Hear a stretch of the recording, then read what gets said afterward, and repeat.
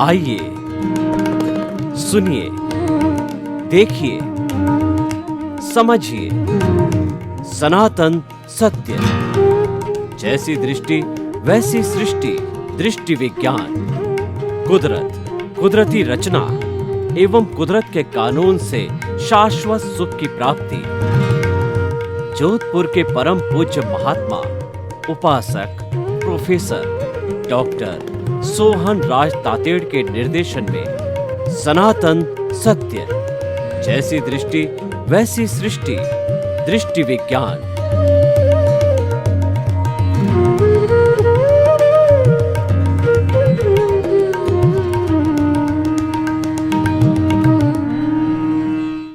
ओम ह्रीं नमो अरहंताणं। ओम ह्रीं नमो सिद्धाणं।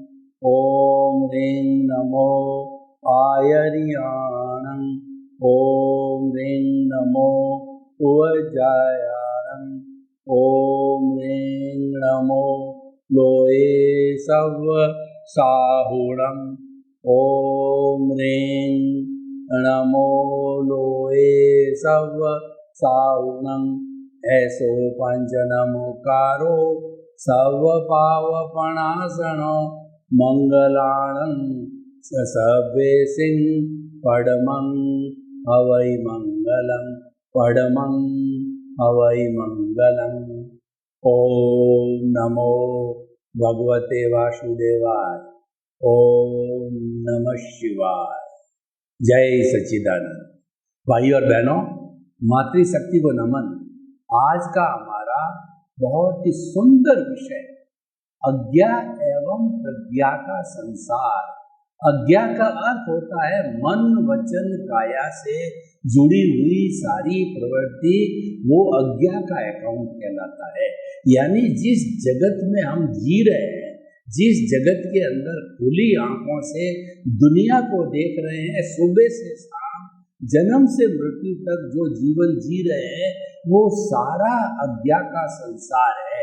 और प्रज्ञा का संसार का मतलब जब हम आंख बंद करके भीतर झांकते हैं और प्रभु का स्मरण करते हैं, और जिसके थोड़ा ज्ञान लिया हुआ हो और जिसके तीसरा नेत्र खुल गया हो, उसको प्रज्ञा का संसार दिखाई देता है। प्रज्ञा मोक्ष की अभिलाषी है। प्रज्ञा हमेशा आपको अच्छा चिंतन कराएगी। इसको कुंडलिनी जागरण भी कहते हैं। ये सारा प्रज्ञा का संसार है। हमारे को ज्ञान लेने के बाद में सदगुरु की, या कहना चाहिए ज्ञानी पुरुष की कृपा के द्वारा, उनके अतिशय से, उनके पुण्योदय से, हमारे पुण्योदय से, भाग्योदय से जब हमको ज्ञान मिल जाता, तो ज्ञान में हमारी प्रज्ञा जागृत हो जाती है। हमको जो अकर्ता बना दिया जाता है, हमारा अनंतानुबंधी कषाय है जो दर्शन मोहनी है, उसको भस्मीभूत किया जाता है। ऐसी स्थिति के अंदर हमारे शुद्ध परमात्मा स्वरूप जो भीतर विराजमान है, उसकी भाव सत्ता से एक प्रज्ञा जागृत होती है। और वो प्रज्ञा जो है जीवन भर जन्म जन्मांतर तक काम करती है। और वो जब तक काम करती रहेगी जब तक कि किसी प्राणी की मुक्ति हो करके और वह सिद्ध बुद्ध और मुक्त नहीं हो जाता है। आपने सुना होगा एनलाइटनमेंट वर्ल्ड की बहुत चर्चा देश में विदेश में बड़ी बड़ी संस्थाओं में धार्मिक जगह पर होती है। वो एनलाइटनमेंट क्या होता है जो स्वामी विवेकानंद को मिला, तो मैं कहना चाहूँगा कि स्वामी विवेकानंद केवल 36 वर्ष तक ही जिए थे, पर दुनिया को 36 वर्ष में उन्होंने वह दिया जो कि वो अमर हो गए। और हमने 125 उनकी जन्म शताब्दी मना भी दी है, और न मालूम आने वाले समय में कितनी जन्म शताब्दियाँ बनाएंगे। उनका प्रैक्टिकल योगा और उनका जो है हमारे युवकों को उद्बोधन, उठो जागो, तब तक चलते रहो जबकि मंजिल न मिल जाए। चरे वेती चरे वेती चरे वेती जो उपनिषदों से लिया गया, हम चलते रहे कारवां बनता गया। उन्होंने 1894 के अंदर शिकागो के अंदर जो एक पूरा 18 घंटे का स्पीच दिया था, वह आज भी एक अमर स्पीच है। तो कहने का अर्थ यह है कि उन नरेंद्र नाथ को जब वो स्वामी रामकृष्ण परमहंस से मिले थे तो प्रथम दृष्टवा उनको जो है अपना गुरु मिल गया और गुरु को शिष्य मिल गया केदारनाथ रूप में। और गुरु ने कहा कि मैं देवी का उपासक हूँ, तुम भीतर जाकर के देवी से ये मांगो कि हमारे घर की आर्थिक स्थिति बहुत कमजोर है, आप आर्थिक चीज को मांगिए। तब 2-3 बार जब रामकृष्ण परमहंस ने कहा तो स्वामी जी भीतर गए और भीतर जो है देवी की चकाचौंध को देख करके और उसको एक अद्भुत पूरा जो है उनके रूप को देख करके वो आर्थिक बात को तो भूल गए। उन्होंने कहा कि goddess give me enlightenment, give me enlightenment. और देवी ने कहा तथास्तु, वह एनलाइटनमेंट प्रज्ञा दी गई थी जो कि गुरु के द्वारा अपने शिष्य को उसकी पात्रता के जो आधार पर दी जाती है, वो एनलाइटनमेंट होता है। ये एनलाइटनमेंट है, प्रज्ञा का संसार है। ये बहुत ही सुंदर विषय है। और इस विषय की भेद रेखा को देखें तो प्रज्ञा और अज्ञा बिल्कुल ये दोनों सगी बहनें हैं, ये दोनों साथ रहती है। और दोनों की कहना चाहिए कि दोनों के मकानों की दीवार एक ही है, उनको अलग अलग किया जाना बहुत ही मुश्किल है। जैसे कि हमारा शरीर है, उसके भीतर आत्मा रहती है, कोई भी लकड़ी है उसके भीतर अग्नि रहती है, और तिल के अंदर तेल रहता है, दूध में घी रहता है, और दूध के अंदर शक्कर रहती है। तो हालांकि दोनों अलग अलग है, उनको विधि के द्वारा अलग किया जा सकता है, लेकिन वो रहते साथ ही है। वो टंकोत्कीर्ण कहलाते हैं। टंकोत्कीर्ण का अर्थ ये होता है, अगर आप कुछ तेल की बूंदें पानी के ऊपर डाल दीजिए, उस पानी को मथते जाइए, बिलोना करते जाइए, बिलोना करने के बावजूद भी वो तेल की बूंदें पानी से कभी जो है वो मिक्स नहीं होंगी, दोनों साफ साफ दिखाई देगी। दोनों साफ साफ दिखाई देने का अर्थ ये है कि दोनों अलग अलग है। इसीलिए ये भेद विज्ञान ये कहता है कि मैं मन वचन काया से मुक्त ऐसा शुद्ध आत्मा हूँ। मन वचन काया ही शरीर में रहते हैं, इस शरीर का नाम ही मन वचन काया है, लेकिन शुद्ध आत्मा भी इसके अंदर रहती है। ये दोनों क्यों रहती है? क्योंकि अज्ञा और प्रज्ञा को जोड़ने वाला है वो अज्ञान है, वो फेविकॉल है। मैं आपको उदाहरण देना चाहता हूँ, मेरे को फर्नीचर बनाना है और फिनिश की हुई लकड़ी मेरे पास में एकदम तैयार है, और दूसरे हाथ के अंदर मेरी चॉइस की सनमाइका, अभी सनमाइका को मैं उस फिनिश की हुई लकड़ी पर चेपना चाहता हूँ।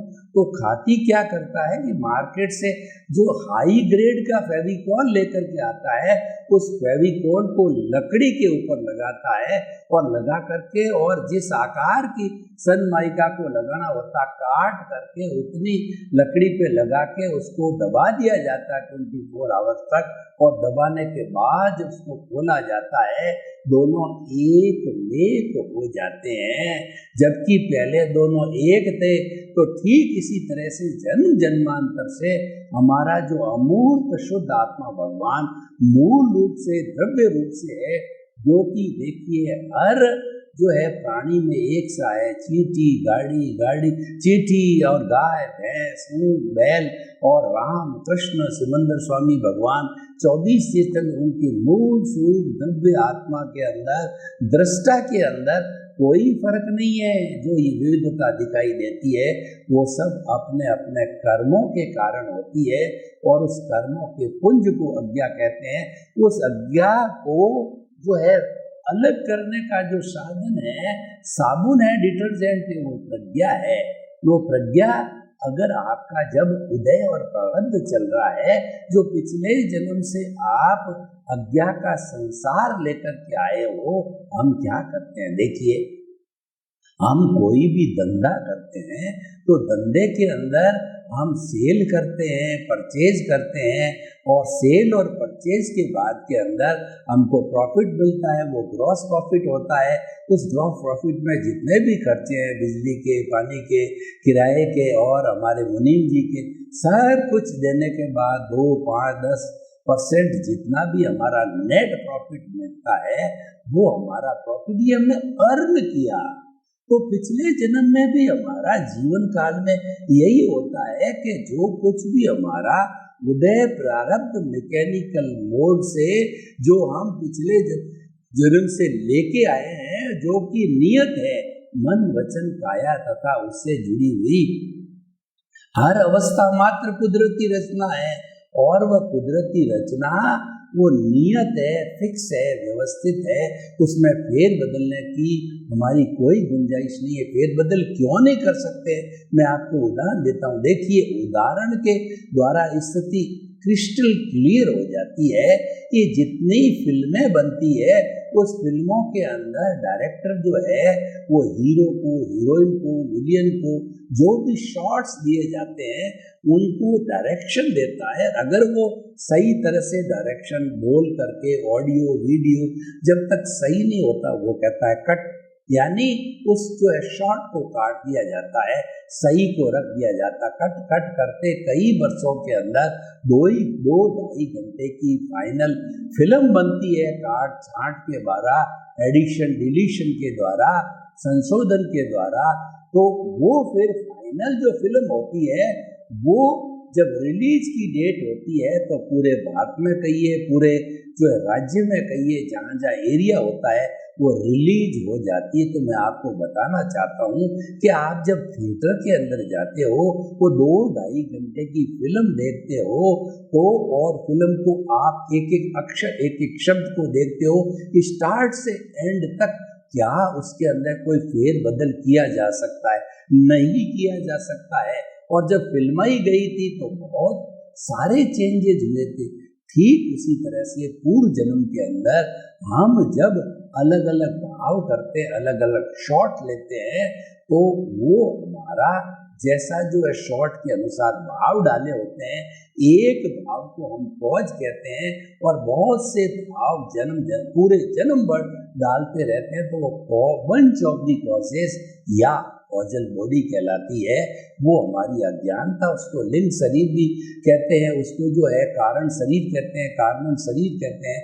अलग अलग धर्मों ने अलग अलग नाम दिए, लेकिन सबका आश्रय अज्ञानता है, सबका आश्रय फेविकोल है, जो कि सनमाइका और लकड़ी के बीच में लगा हुआ है।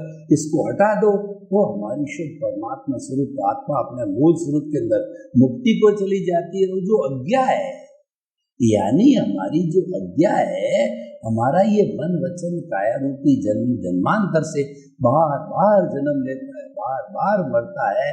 तो ये अज्ञा जब समाप्त हो जाती है, इस अज्ञा को एक्टिवेट करने वाला होता है सारा पुरुषार्थ, चाहे रियल हो, चाहे रिलेटिव हो, चाहे प्रज्ञा हो, चाहे अज्ञा हो, चाहे भाव हो, चाहे जो हमारा अंतःकरण मन बुद्धि चित्त अहंकार कहिए, प्रोसेसिंग फैक्ट्री कहिए, वो सारा वर्क प्रतिष्ठित आत्मा में होता है। यानी प्रतिष्ठित आत्मा हमारे इस जो है शरीर के अंदर कहिए, वो जिसको तेजस शरीर कहते हैं, जिसको हम अवचेतन मन कहते हैं, वो भीतर रहता संसार की सबसे बड़ी फैक्ट्री है। और उसी सिद्धांत के ऊपर ये बड़ी बड़ी ऑटोमेटिक फैक्ट्रियां, चाहे कपड़े की हो, चाहे फूड प्रोडक्ट की हो, चाहे किसी अन्य चीज़ की हो, मैकेनिकल हो, चाहे हमारे काम आने वाले सैनिक जो है शस्त्र वगैरह हो, सभी फैक्ट्रियां उसी आधार पर बनी है। तो प्रतिष्ठित आत्मा जो है सारा अज्ञा और प्रज्ञा का संसार है। मूल आत्माएं वह अक्रिया है, उसकी प्रेजेंस है और वह कुछ भी नहीं करती है। उसकी प्रेजेंस नहीं हो तो हमारे राम नाम सत्य, हम डेड बॉडी है, हम बोल नहीं सकते, कोई एक्टिविटी नहीं करते, तो वो तो हमारा एक ऑर्नामेंटल आइडियल प्रेजेंस जो कि मस्ट है, जैसे किसी प्रोग्राम को चलाने के लिए अध्यक्ष होना जरूरी है, अध्यक्षता में चलती है। अध्यक्ष चाहे कम बोले, ज्यादा बोले या चुप रहे, तो जैसे कि लोकसभा अध्यक्ष होते हैं, विधानसभा अध्यक्ष होते हैं, वो क्या है, सिर्फ अनुशासन को मेंटेन करते हैं, वो ऑर्डर नहीं देते, वो कम बोलते हैं। जो जैसे जज बैठा रहता है, उसी तरीके से ये सारा काम हमारी मूल आत्मा जो दृष्टा होती वो करती है। और देखिए, इस सारी चीज को स्पष्ट करने के लिए मैं आपको एक त्रिवेणी का पहले जो है वो बता देता हूँ। जो त्रिवेणी में क्या होता है, दृश्य, दृष्टि और दृष्टा। दृश्य का अर्थ होता है खुली आंख से हमारी जहां तक दृष्टि जाती है, हम जो चित्र देखते हैं वो सारा दृश्य कहलाता है। खुली आंखों से, इंद्रियों के माध्यम से जो देखा जाता है वो सारा दृश्य कहलाता है, वो फोटो कहलाता है, वो हमारा पिक्चर कहलाता है। अब उस दृश्य को पाने के लिए आंख खोलना जरूरी है। बंद आंख से तो वो दृश्य दिखेगा नहीं। एक जन्मांध है, उस संसार के दृश्य को कैसे देख सकता है? यहाँ कमरा है, यहाँ स्टूडियो है, यहाँ पेड़ है, यहाँ पौधे हैं, सामने कोई खड़ा है, जन्मांध नहीं देख सकता। उसके भीतर रेटिना वर्किंग में होना चाहिए, उसके प्रकाश होना चाहिए दृष्टि के अंदर, तो वह उस प्रकाश के माध्यम से, दृष्टि के माध्यम से ही दृश्य को देखता है। तो मूल दृष्टि हो गई। लेकिन इसके भी बियॉन्ड में जाने कि वो दृष्टि आती कहाँ से है। जो हमारी ट्यूबलाइट जल रही है, वो ट्यूबलाइट के अंदर इलेक्ट्रिसिटी आती कहाँ से? वो आती पावर हाउस से। अगर आपके सारे उपकरण लगे हुए हैं घर के अंदर, टीवी है, फ्रीज है, ओवन है, और भी एसी है वगैरह, सब पंखे सब लगे हुए हैं, लेकिन बिजली नहीं, तो वो कोई काम के नहीं है। तो जब पावर हाउस चलाता है, बिजली आती है, तो ये सारी चीजें संचालित होती है। उस पावर हाउस से हमारा वो दृष्टा कहलाता है। उस पावर हाउस से 60 खरब कोशिकाएं हमारे शरीर के अंदर एक एक को ताकत मिलती है और वो एक्टिवेट होती है। देखिए, ये हमें लकवा क्यों मारता है, ये हमको कोमा क्यों आता है? उस स्थान की जो कोशिकाएं, 60 खरब कोशिकाएं पूरे शरीर में है, तो जिस शरीर के अंदर हमारा प्रकाश नहीं पहुंचता, दृष्टा की दृष्टि नहीं पहुंचती, दृष्टा की एनर्जी नहीं पहुंचती, खून नहीं पहुंचता, तो वह स्थान इनएक्टिव होकर के लकवा मार जाता है, कोमा हो जाता है। यानी there is no circulation of the vitality, no circulation of the blood, no circulation of the power of the soul. तो वह दृष्टि देने वाला दृष्टा है। तो आप समझ गए, पावर हाउस है, वो हमारी आत्मा है, वो तो दृष्टा हो गया, इसकी only presence, no other function at all. और दृश्य है, वो खाली दिखाई देता, वो दृश्य, वो कुछ भी नहीं करता है। काम कौन करती है? दृष्टि करती है। सारा जो एग्जीक्यूशन पार्ट होता है वो कार्यपालिका करती है।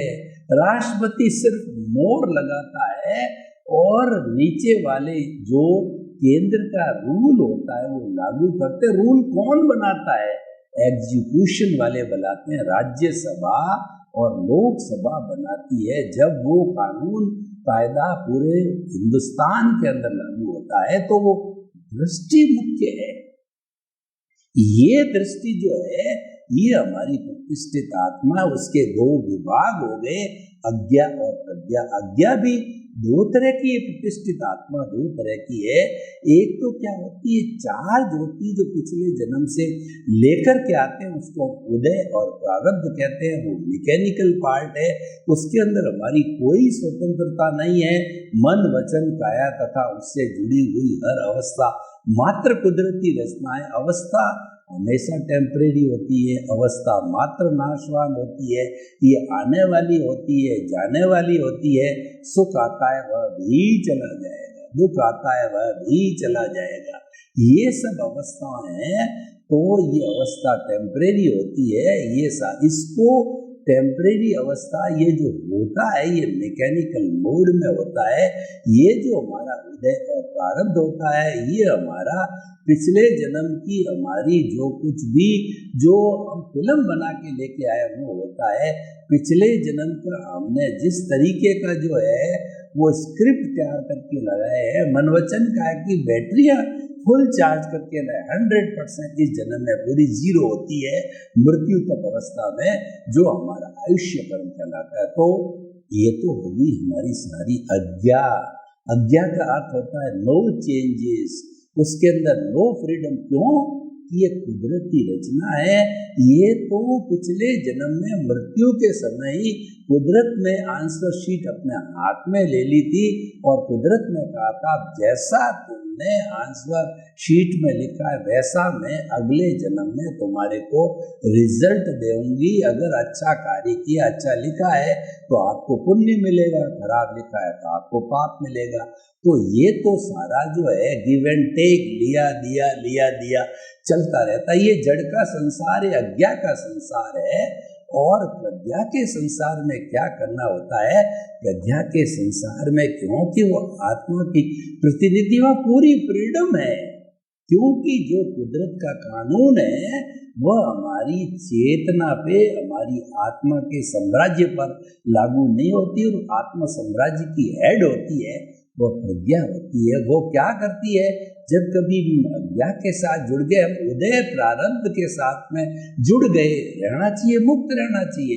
हमने क्या है, हमारे जो है इंट्यूशन पावर में प्रज्ञा के सेंटर में क्या दिखा रखा है, वो art of the reason Divya दृष्टि में है। हमने उस केंद्र में क्या रखा है? हमने केंद्र में रखा है कि मन वचन काया से मुक्त ऐसा में शुद्ध आत्मा, वो हमारा मेन प्रिंसिपल है, वो हमारा एग्जिस्टेंस है, वो हमारा अस्तित्व है।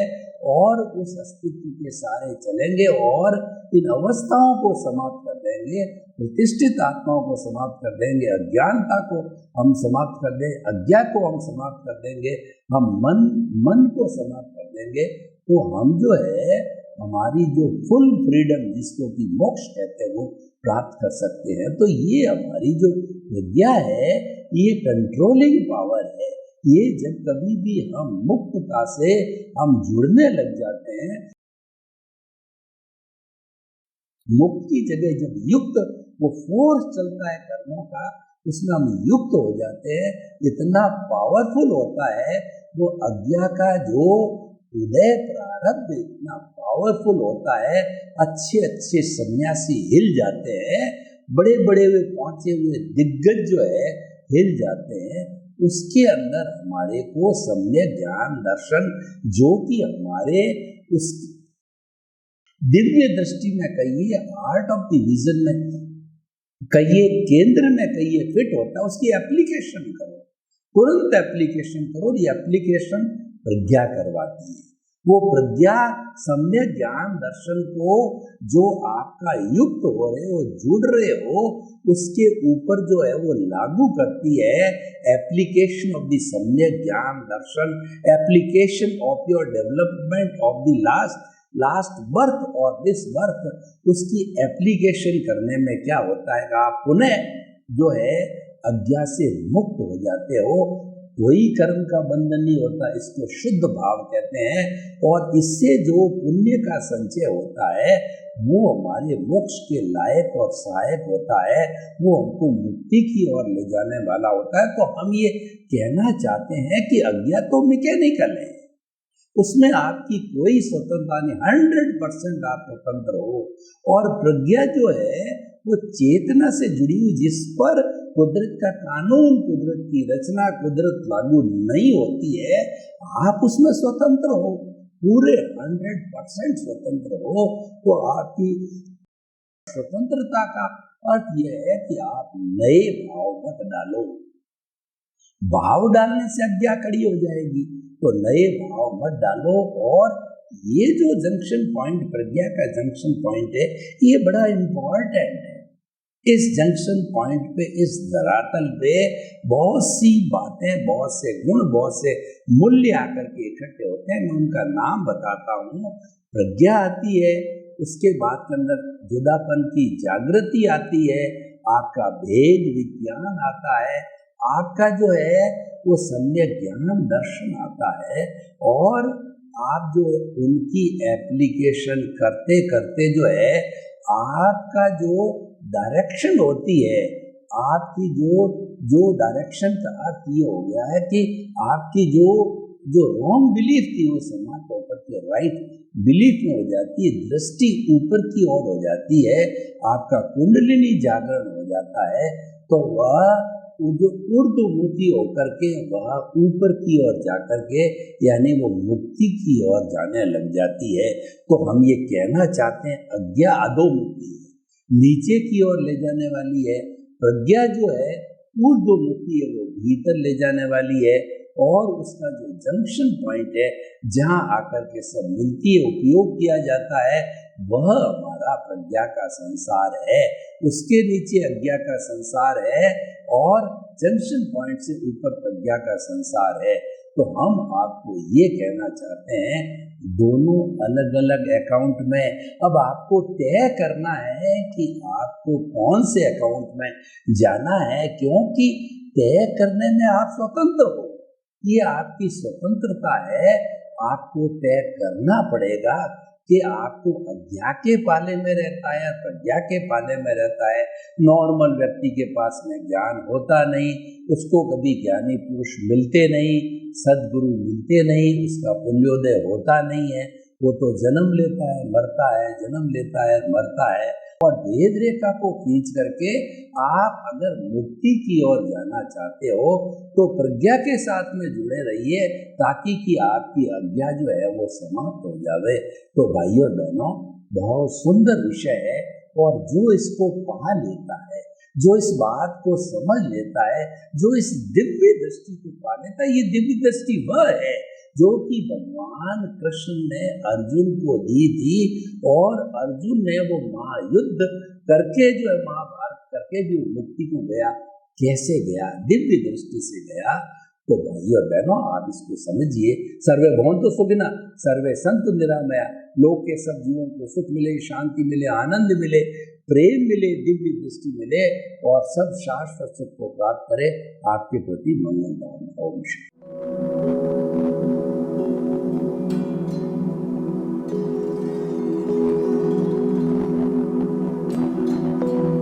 एक ऐसा अंतर्राष्ट्रीय ख्याति प्राप्त मानव जो गुरु प्रेरणा से पिछले 20 वर्षों से वानप्रस्थ जीवन जीते हुए 24 घंटे मानवता की सेवा में संलग्न है।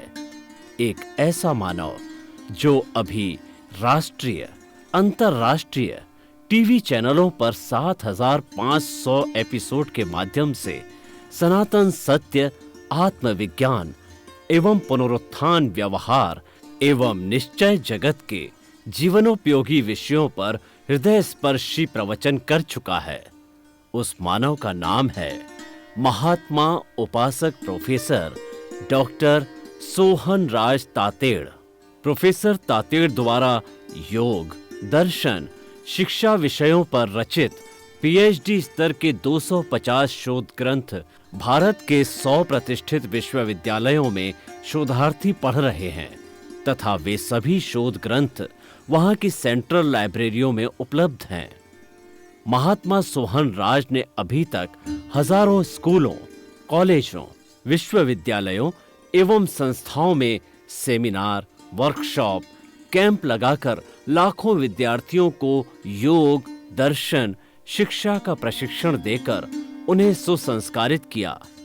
डॉक्टर तातेड़ ने भारतीय संस्कृति उत्थान के 4000 से अधिक समसामयिक विषयों पर आर्टिकल लिखकर ऑनलाइन जर्नल, पत्रिकाओं, वेबसाइट्स पर प्रकाशित किया, जिसका उपयोग लाखों पाठक कर रहे हैं। उपासक तातेड़ के 5000 से अधिक आज का सुविचार, आज का शुभ संदेश, आज का मंगल भावना योग आदि चिंतन websites, Twitter, blogger, Facebook, YouTube माध्यमों से लाखों लोग अपना जीवन निर्माण कर रहे हैं। मानवता के मसीहा ऐसे महामानव महात्मा सोहन राज तातेड़ के प्रोफाइल को अभी तक विश्व के 20 लाख दर्शक यूट्यूब पर, 12 लाख गूगल पर एवं लाखों दर्शक फेसबुक, ब्लॉगर, ट्विटर और इंस्टाग्राम पर देख चुके हैं।